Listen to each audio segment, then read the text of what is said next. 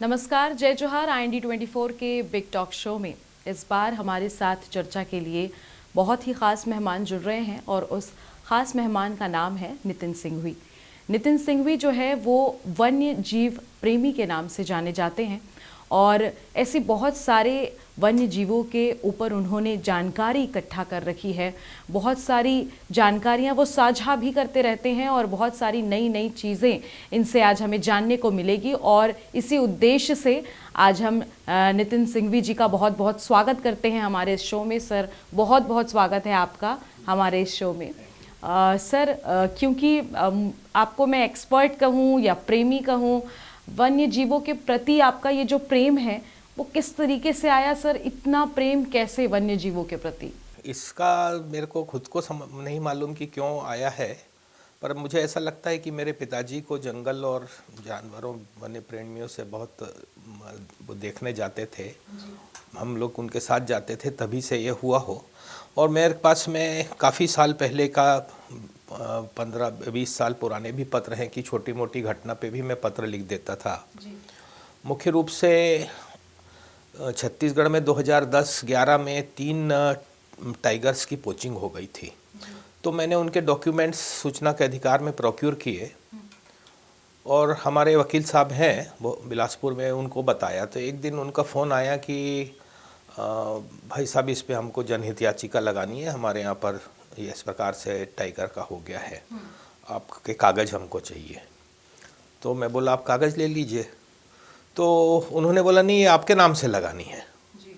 तो मैं बोला ठीक है। उन्होंने बोला हम इसका कोई पैसा भी नहीं लेंगे आपसे। और उसके बाद से थोड़ा ज़्यादा हुआ।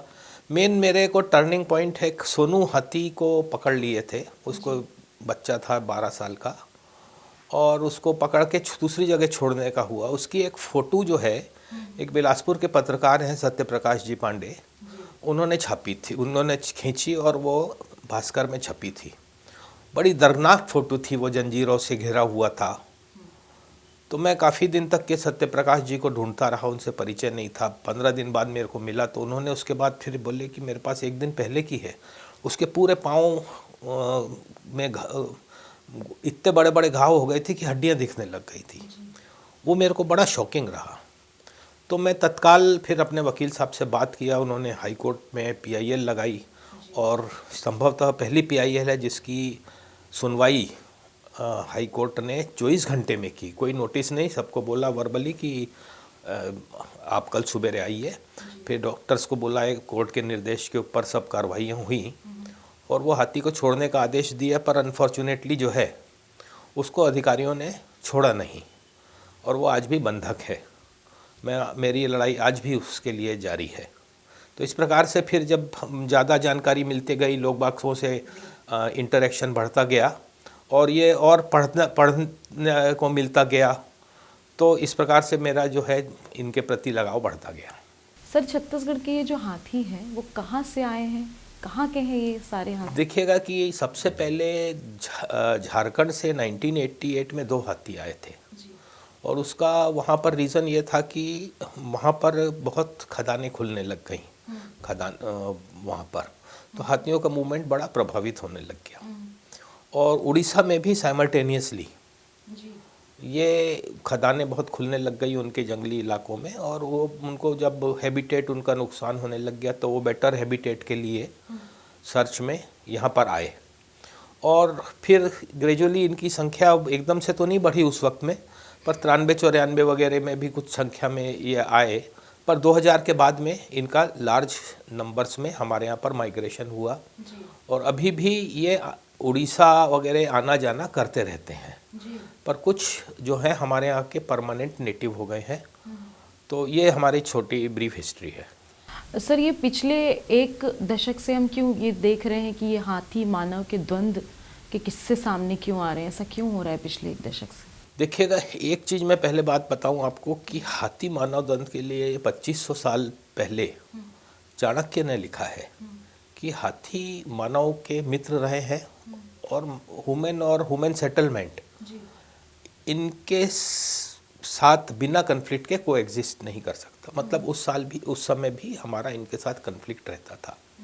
तो अभी जो आपने प्रश्न पूछा है कि ये द्वंद्व बढ़ रहा है या क्यों बढ़ रहा है, तो इसकी संख्या, इसका मेन कारण तो ये है कि हमारा बहुत ज़्यादा आबादी बढ़ गया है, हम इनके इलाके में पहुंच गए हैं और वनों की कमी हो गई। दूसरा, फ्रेगमेंटेड फॉरेस्ट हो गए हैं। फॉरेस्ट जो है वो टुकड़े टुकड़े टुकड़े में हो गए हैं। एक ही बड़ा फॉरेस्ट बचा हुआ है जो सेंट्रल इंडिया का है, अनफॉर्चुनेटली वो भी अभी बड़ी संकट में आ गया है। हसदेव अरण्य कोल्ड फील्ड का वो एक बड़ा हमारा प्रिस्टाइन इंटैक्ट फॉरेस्ट है और वहाँ हाथियों का काफ़ी मूवमेंट है। बाकी सब बड़े छोटे छोटे में रह रहे हैं और ये जब आना जाना करते हैं एक जगह से दूसरी जगह पे, हाथी कभी भी एक जगह पे परमानेंटली नहीं रहेगा। उसको मालूम है कि वो एक जगह पे एक जंगल में रहेगा, वो जंगल ख़राब हो जाएगा, क्योंकि उनको इतना खाना चाहिए, इतना वो उनके कारण से पेड़ टूट भी जाते हैं, रीजनरेट भी होते हैं उन्हीं कारण से। तो वो जगह बराबर बदलता रहता है। और जो हाथी की जो मैट्रियार्च रहती है, जो हेड रहती है फैमिली की, वो हरदम इस सर्च में रहती है कि नई जगह पे खाने की कहाँ पर है, नई जगह पानी की कहाँ है, जिससे कि वो इमरजेंसी में अपनी फैमिली को वहाँ ले जा सके। गांव में झोपड़ी में जाता है तो आप देखेंगे कि वही कमरा को वो डैमेज करेगा झोपड़ी के, जहाँ पर आपका अन्न रखा हुआ है।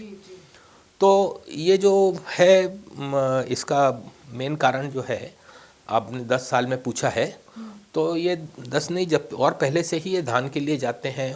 हमारे गांव में छोटे छोटे अब हटमेंट्स बन गए हैं, वहाँ पर अन्न रखा रहता है, उनको स्मेलिंग पावर बहुत अच्छा रहता है, आ जाते हैं। उसके बाद में फिर हम इनको परेशान भी करते हैं। मैं आपके एक आंकड़ा प्रस्तुत करता हूँ कि इंडिया का 1% पॉपुलेशन एलिफेंट का छत्तीसगढ़ में है, पर ह्यूमन एलिफेंट कॉन्फ्लिक्ट से जो डेथ हो रही हैं वो उसका 15% छत्तीसगढ़ में हो रहा है। तो ये बड़ा बड़ा आंकड़ा है कि हमारे यहाँ पर ये कॉन्फ्लिक्ट की डेथ से ज़्यादा है। ये हमारे हमारे यहाँ पर ग्रामीणों को भी हम कंट्रोल नहीं कर पाते हैं, समझा नहीं पाते। पर ये एक स्टडी में wild life institute of India ने एक रिपोर्ट में ये बात लिखी है। तो ये तो चलता ही रहेगा, इसे कम करना ज़रूरी है। सर, स्टेट गवर्नमेंट इसके लिए ग्रीन कॉरिडोर भी बना रहा है, लंबे समय से इसकी तैयारी चल रही है। क्या लगता है कि इसके बनने के बाद स्थिति कंट्रोल हो पाएगी? नहीं, देखिएगा, ये एक बड़ा गलत परसेप्शन बन गया है कि एक ग्रीन कॉरिडोर हम बना देंगे। कैसा ग्रीन कॉरिडोर बना देंगे आप उसके लिए? या एक कॉरिडोर बना देंगे उसके आने जाने के लिए रास्ते में, जहाँ हम पेड़ लगा देंगे तो वो पेड़ तो आपके 40-50-100 साल में बड़े होंगे। तो जो एग्जिस्टिंग जो जंगल जुड़े हुए हैं वो हैं कॉरिडोर, जिससे एक जंगल से दूसरे जंगल में जाता है, हमें उसको बचा के रखना है। तो ये ग्रीन कॉरिडोर जो है, ये हमारा जो बताया गया है कि ग्रीन कॉरिडोर ऐसा ग्रीन कॉरिडोर जो एग्जिस्टिंग है, कोई बना नहीं रहा है, उसको हमको प्रोटेक्ट करना है। शासन भी उसको प्रोटेक्ट करना चाहती है। सर, आपने भारत सरकार को एक चिट्ठी लिखी थी, उस चिट्ठी में आपने ये मेंशन किया था कि हाथी को गुस्सैल, आतंकी, इस तरीके के नाम जो लगातार मीडिया में हम देखने को मिल रहे थे वो ना दिया जाए। और उधर से भी आपको एक पत्र आया था, किस तरीके का वो पत्र था, क्या लिखा था पत्र में, और मेन मुख्य बात आपकी थी क्या जो आप रखना चाहते थे? देखिएगा, मैं ऑब्जर्व करता था कि हत्यारा, आतंकी, गुस्सैल, दंतेल तो एक हम तस्कर को बोलते हैं, जी जी, दल से भगाया हुआ, और विभिन्न प्रकार के जो है होते थे। तो मैंने ये ऑब्जर्व किया कि इस प्रकार के अगर शब्द हम यूज़ करेंगे तो हमारी आने वाली वर्णी को तो पहले दिन से ही पता लग जाएगा कि ये तो उत्पाती है, आतंकी है, हत्यारा है। तो उसी प्रकार से नफरत करने लगेगा जैसे कि हम सांप से डरते हैं, और चाहे वो जहरीला भी नहीं हो हम उसको मार डालते हैं। सबके घर में हो सकता है ये। तो मैंने एक चिट्ठी लिखी भारत सरकार को कि ये बड़ा गलत हो रहा है और इस प्रकार से जो है इसको रोका जाना चाहिए। तो भारत सरकार को मेरा सुझाव उचित लगा। तो जितने भी प्रोजेक्ट एलिफेंट की स्टेट्स हैं उनको उन्होंने लिखा कि ये चिट्ठी नितिन सिंघवी की है, इसको संलग्न किया जा रहा है, कार्रवाई करें। अभी मैं फिर यहाँ छत्तीसगढ़ वन विभाग में भी मैंने दोबारा ये मुद्दा उठाया, तो उन्होंने भी उसको फिर समझ में आया। तो उन्होंने एक चिट्ठी जारी करी, मतलब प्रेस विज्ञप्ति जारी की है, ऐसा मुझे पता लगा क्योंकि उन्होंने कॉपी मुझको मार्क की थी। पर मेरे को समझ में नहीं आया है, उन्होंने एक प्रेस विज्ञप्ति जारी की है कि it is mainly for media, कि ये सुझाव देते हुए कि ये शब्दों का उपयोग ना करें। परंतु वो अभी तक के छपी नहीं हुई है, ये 1 महीने पुरानी बात हुई है। तो बड़ा आश्चर्य हो रहा है कि वो अभी तक के छप क्यों नहीं पाई है, मीडिया को संदेश क्यों नहीं गया है। मीडिया जब ये पॉजिटिव शब्द का उपयोग करने लगेगा तो आप देखेंगे कि लॉन्ग टर्म में हाथी का हमारे मन में रेस्पेक्ट भी बढ़ेगा। सर, आपको क्या लगता है, आपके हिसाब से ये जो हाथी और मानव के बीच का द्वंद्व है, इसे कैसे रोका जा सकता है? देखिएगा, मैंने अभी जो चाणक्य की बात बताई कि ये द्वंद्व रोका तो नहीं जा सकता, इसको कम करने की बात आ गई है। तो कम करने के लिए सबसे पहले तो हमको जो वन विभाग जो है वो वार्निंग देता है गाँव में, जब भी हाथी मूवमेंट रहता है, जितने भी हाथी मूवमेंट इलाके हैं वहाँ पर हाथी मित्र दल वन विभाग ने गठित कर रखा है। बहुत जगह पे ये अच्छे से काम भी करते हैं। तो ये मूवमेंट एक उनका जैसे ही रहता है तो ग्रामीणों को सचेत कर दिया जाता है कि आप क्या हाथी आपके इलाके में आप संभल करके रहें। तो एक जो सबसे अच्छा कम करने का तरीका है वो अर्ली वार्निंग सिस्टम। अभी उदंती सीता नदी टाइगर रिजर्व के डिप्टी डायरेक्टर ने एक बड़ा अच्छा इनोवेशन किया है। तो उसमें उनका जो भी फील्ड स्टाफ रहता है वो उस कंपार्टमेंट में सबके के साथ में जानकारी डाल देता है कि यहाँ पर है, और वो AI बेस्ड जो है इकट्ठा कई जगह पे व्हाट्सएप डाल देता है और संभवतः टेलीफोन करके AI जनरेटेड मैसेज देता है कि आपके यहाँ पर हाथी है। तो वे एक बड़ा सफल वो है, क्योंकि उदंती सीता नदी में भी पिछले 22 महीने से एलिफेंट्स हैं और नज़र नहीं लगे वहाँ पर कोई भी ऐसी जो है जनहानि नहीं हुई है। और इसमें एक ये है कि हमको जब भी अर्ली वार्निंग सिस्टम है तो एक छोटा सा हमको काम और करना चाहिए कि वहाँ पर परमानेंट स्ट्रक्चर बनाने चाहिए जिसको हाथी नहीं तोड़ सके इजीली। सर, क्योंकि वन्य जीव प्रेमी हैं आप, बहुत सारी जानकारी इस दौरान आपने जुटाई होगी इनके प्रति, तो मेरा एक सवाल ये भी था कि क्या वन्य जीव जो हैं वो एग्रेसिव होते हैं, इस वजह से द्वंद्व की स्थिति पैदा होती है? अमूमन आप मान के चलिए कि वन जीव एग्रेसिव नहीं होता जी। पर एलिफेंट के केस में वो एग्रेसिव हो सकता है बिकॉज की उसकी मेमोरी बहुत तेज होती है। आप उसको परेशान करेंगे उसको बिल्कुल याद रहेगा। यहाँ तक कि कौन से गांव वाले उसको परेशान किए हैं, कौन से गांव वाले उसके ऊपर आग फेंके हैं, कौन से गांव में उसको परेशानी हुई है, और तो वो एग्रेसिव वहाँ पर होगा। और जब लगातार जो है वो इंटेलिजेंट है, मैं तो उसको मानव से ज़्यादा इंटेलिजेंट, ज़्यादा सेंसिबल और ज़्यादा सोशल मानता हूँ। हम लोग झूठे सोशल है, वो ट्रू सेंस में सोशल है। तो वो वहाँ पर जो है उसको जो है मेमोरी बहुत तेज है, तो वो आप उसको लगातार परेशान करेंगे तो वो एग्रेसिव बिल्कुल होगा। पर अन्य जीवों के साथ में ये मेरे को नहीं मिला है। एलिफेंट हो सकता है, और आप जितना उसको शांत रखेंगे उतना वो फ्रेंडली भी हो सकता है। एलिफेंट के साथ में ये खासियत है। तो हाथियों के मामले में तो ये है, पर हाँ आप ये बोल दें कि वो रिवेंजफुल हो जाएगा या ये हो जाएगा वो कि आपका देखेगा और वो कर लेगा, तो ऐसा तो नहीं होगा। हाँ, एग्रेसिव ज़रूर हो जाएगा। आप परेशान किए, 5000 लोग उसको घेर लिए हैं और हल्ला मचा रहे हैं, पटाखा फोड़ रहे हैं, तो वो भी अपने को बचाने के लिए, अपनी शांति के लिए आपको दौड़ाएगा। और जब वो दौड़ाएगा तो इतना तेज़ दौड़ता है कि वो आप पीछे रह जाएंगे। महिलाएं जो हैं वो हमारे यहाँ पर साड़ी वाली ड्रेस में रहती हैं, तेज़ नहीं दौड़ पाती हैं, एज्ड नहीं दौड़ पाता, रात के समय में दिख नहीं पाता, तो हम फिर उसको बदला लेने वाली बात बोलने लगते हैं। पर ये उचित नहीं है बदला लेने वाली। वहाँ पर वो इतना इंटेलिजेंट है कि जैसे हमको गुस्सा आता है तो उसको भी गुस्सा आ सकता है। सर, क्या लगता है आपको कि मानव वन्य जीव के रास्ते आ गया या वन्य जीव मानव के रास्ते में आ गए? अनडाउटली हम उनके रास्ते में आए हैं। आप पॉपुलेशन देख लीजिए, चाहे हिंदुस्तान की हो चाहे वर्ल्ड की हो, हमारी पॉपुलेशन इंडिपेंडेंस के समय में बहुत कम थी, आज हम 142-43 करोड़ की है। और इसी कारण से पूरे वर्ल्ड में जो है पिछले 50 साल में 65% वाइल्ड लाइफ ख़त्म हो गई है। तो वो तो कभी नहीं आए हैं हमारे इसमें, हम ही उनके इलाकों में जाके कब्जा किए हैं, वहाँ पर हमने खेत बना लिए हैं, वहाँ हम माइनिंग एक्टिविटीज़ करते हैं विकास के नाम से, रोज़गार के नाम से कि भाई हमको रोज़गार देना है तो हम जंगल की खदानें खोदेंगे। अब वो जानवर है वो तो परेशान होगा, आप उसके इलाके में गए हैं, तो इसमें तो कोई बात दो मत ही नहीं है कि आपके यहाँ पर नहीं आया हाथी। सर, ये वन भैंसा जो है वो स्टेट का राज्य पशु माना जाता है, लेकिन प्रजाति दिखाई नहीं देती है इनकी। देखिएगा, वन भैंसे में हमारे जो सेंट्रल इंडिया के जो हैं वन भैंसे, उसमें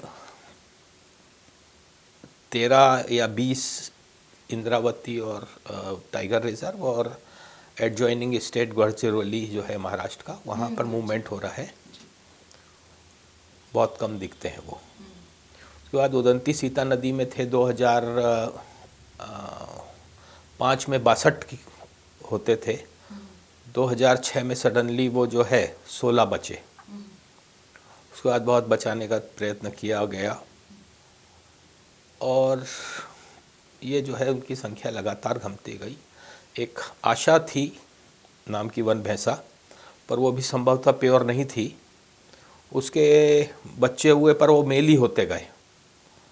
उसकी एक फीमेल हुई, वो उसकी डेथ हो गई, दूसरा उससे जो है क्लोनिंग कराई गई, वो जंगल सफारी में है, अनफॉर्चुनेटली वो भी वाइल्ड बफेलो नहीं निकली है। अभी एक ही हमारे पास उदंती सीता नदी में सो कॉल्ड प्योर ब्रीड का एक है, वो छोटू नाम है उसका, और वो बहुत एज्ड हो गया है। तो सेंट्रल इंडिया के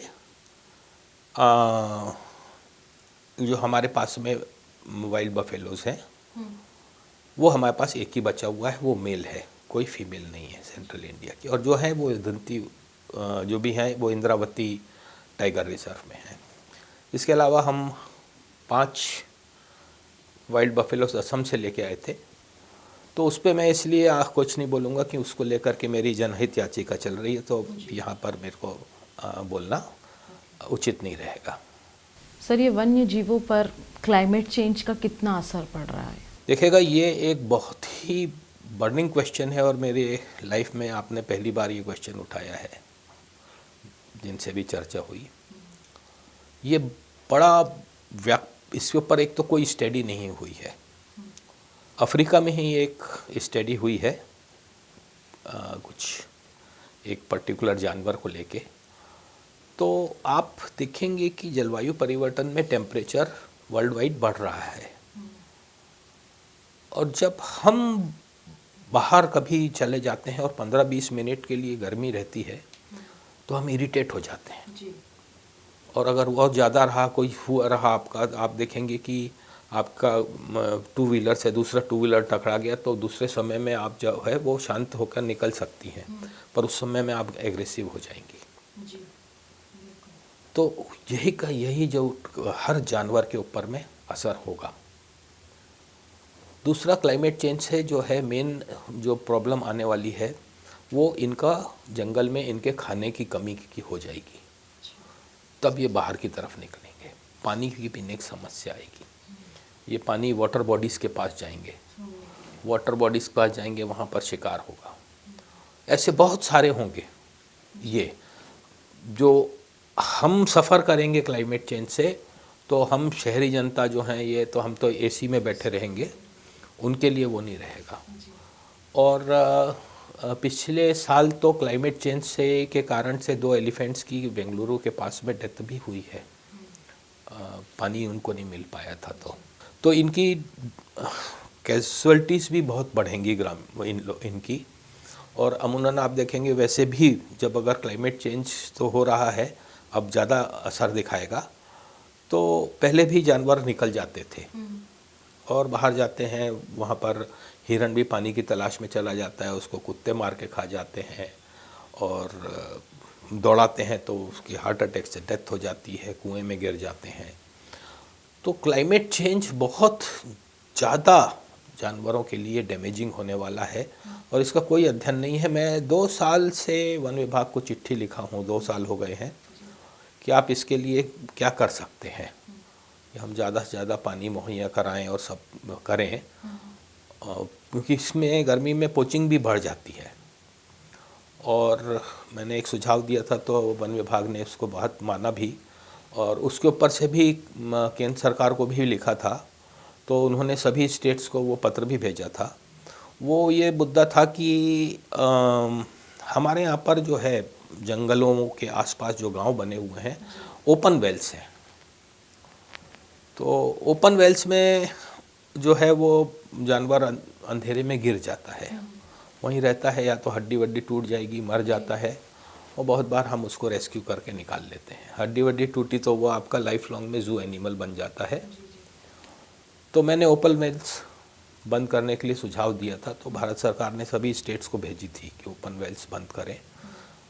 और पिछले साल छत्तीसगढ़ में कांकेर में 500 ओपन वेल्स बंद किए हैं उन्होंने, उसमें पैरापेट बना के उसको जाली लगा दी है। अभी 15 दिन पहले के अंदर ही मध्य प्रदेश में एक टाइगर जो है वो जंगली सुअर को दौड़ा रहा था उसका शिकार करने के लिए, तो जंगली सुअर कुएं में गिरा, पीछे टाइगर भी गिर गया दोनों, और अंदर टाइगर ने उसको मारने की नहीं सोची।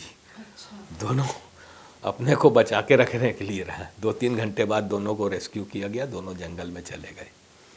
तो ये ओपन वेल्स है में और भी घटनाएं बढ़ेंगी। तो इसमें जो प्रश्न है ये बहुत ही बड़ा, इस पर हम चर्चा कर सकते हैं, पर इतना ये मान के चलिए कि क्लाइमेट चेंज को लेकर के हम तो गड्ढे में चले ही गए हैं और हम इनको भी साथ में लेके जा रहे हैं। क्लाइमेट चेंज में अब हम एक बड़ा इम्पैक्ट डाल रहे हैं, ये डाल चुका है। और ये जो बोलते हैं सब कि अब हम कर रहे हैं, मेरी राय में now time has gone, train छूट गई है, now we have to only suffer.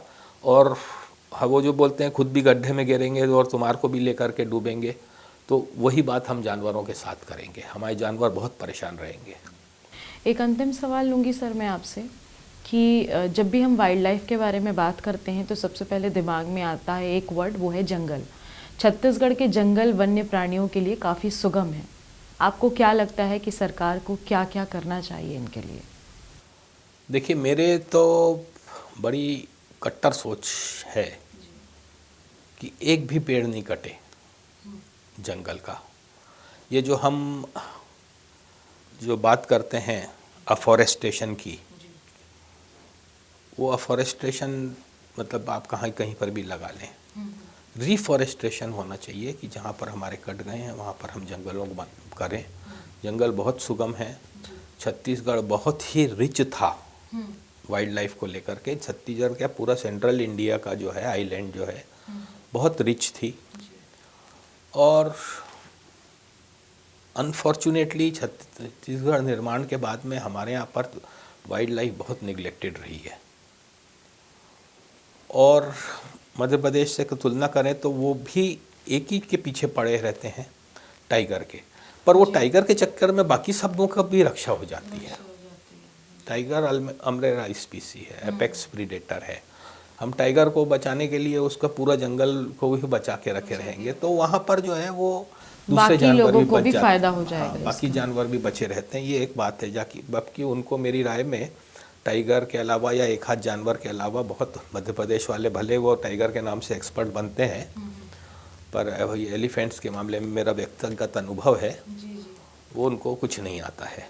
Elephants के मामले में हमको ज़्यादा आता है। इसी में एक और सवाल करूंगी कि ज़रूरत है कि थोड़ा सा जो मानव है वो भी समझे कि उनकी क्या परेशानियां हैं, क्योंकि कहीं ना कहीं शायद ऐसा हो रहा है कि हम उनको समझने का प्रयास नहीं कर रहे हैं, जिसकी वजह से ये स्थिति हो रही है। देखिए कि मानव को सबसे पहले ये समझना चाहिए कि बिना बायोडाइवर्सिटी के मानव नहीं जिंदा रह सकता। आप ये देख लीजिए, हमारे यहाँ पर हम पूरा वर्ल्ड वाइड एक 24 घंटे में 144 हमारी स्पीसीज़ फॉर एवर एक्सटिंक्ट हो जा रही हैं। अब आप उसमें बीज वगैरह और ये सब बहुत ज़्यादा हैं। अब आप ये कहेंगे कि बीज से क्या फ़र्क पड़ने वाला है, कीड़े मकोड़े होते हैं, यही तो हमारा पूरा एग्रीकल्चर सिस्टम चलाते हैं। पूरी बायोडाइवर्सिटी इस प्रकार से जो है नेचर ने बना रखी है कि ये सब के कंट्रीब्यूशन से जो है वो दुनिया चलती है, नेचर चलता है, हम चलते हैं। तो सबसे पहले हर एनिमल, चाहे एक छोटा सा कीड़ा होगा, चाहे वो एक खरगोश होगा, चाहे हिरण होगा, चाहे वन भैंसा होगा, हाथी होगा, हर किसी का बायोडाइवर्सिटी में मतलब नेचर में और नेचर को ज़िंदा रखने में बहुत बड़ा हाथ है। तो सबसे पहले हमको ये मानना पड़ेगा कि अगर हमको ज़िंदा रखना है तो इनको ज़िंदा रखना ज़रूरी है।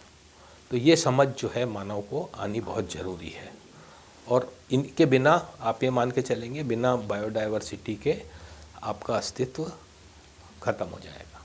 तो ये थे हमारे साथ वन्यजीव प्रेमी नितिन सिंघवी, जिनका कहना है कि ज़रूरी नहीं है कि हम खुद को समझें, हमें खुद को समझने के साथ साथ उन वन्य जीवों को भी समझना आवश्यक होगा। और जब हम उन्हें उनके हिसाब से समझना शुरू कर देंगे तो शायद ये जो द्वंद्व की स्थिति है ये भी एक समय पे कम हो सकती है। इसके अलावा छत्तीसगढ़ के जितने भी जंगल हैं उन पे इन्होंने अच्छी खासी जानकारी जुटा रखी है। ये कहा जा सकता है कि रिसर्च कर रखी है। चाहे मैं हाथियों की बात कहूँ या फिर वन्य जीवों की बात करूँ, सभी को लेकर इन्होंने एक बहुत ही अच्छी जानकारी जुटा रखी है, जिसे आज हमारे चैनल के ज़रिए इन्होंने साझा की। तो बहुत बहुत धन्यवाद सर आपका हमारे शो में आने के लिए। Thank you.